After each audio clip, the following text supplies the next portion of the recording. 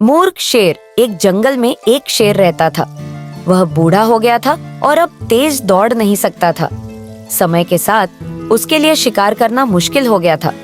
एक दिन खाने की तलाश में जंगल में घूमते हुए उसे एक गुफा मिली। उसने अंदर झांका और गुफा के अंदर की हवा को सूंघा। यहाँ कोई जानवर जरूर रहता है, उसने अपने आप से कहा। वह गुफा के अंदर घुस गया, लेकिन उसे खाली पाया।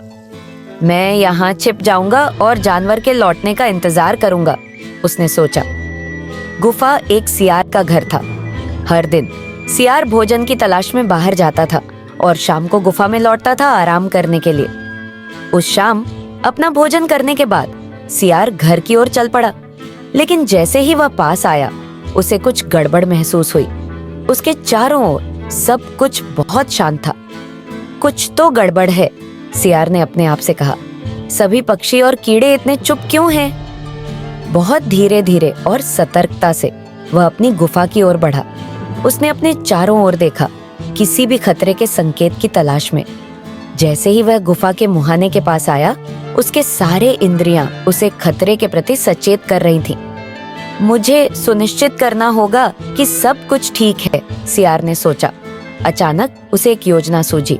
चतुर सियार ने गुफा को पुकारा। हेलो मेरी प्यारी गुफा, आज तुम्हें क्या हुआ?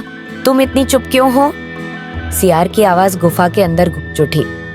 शेर, जो अब अपनी भूख को और नियंत्रित नहीं कर पा रहा था, ने सोचा, मुझे लगता है कि मैं यहाँ हूँ, इसलिए गुफा चुप है। इससे पहले कि सियार को कुछ समझ में आए, मुझे कुछ करना चाहिए।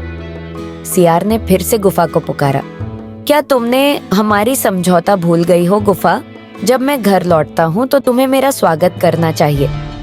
शेर ने अपनी आवाज को गूंजदार बनाने की कोशिश की और गुफा के अंदर से पुकारा, घर में स्वागत है मेरे दोस्त। शेर की दहाड़ सुनकर पक्षी जोर जोर से चहचहाने लगे और उड़ गए। सियार का तो डर के मारे हाल बुरा हो गया। इससे पहले कि भूखा शेर उस पर झपट कर उसे खा लेता, सियार अपनी जान बचाने के लिए जितना तेज दौड़ सकता था उतना तेज दौड़ पड़ा। शेर ने लंबे समय तक सियार के गुफा में आने का इंतजार किया, लेकिन जब सियार नहीं आया तो शेर को एहसास हुआ कि वह मूर्ख बना दिया गया है। उसने अपने आप को अपनी मूर्खता के लिए शाप दिया, जिसने उसे एक शिकार खोने पर मजबूर कर दिया।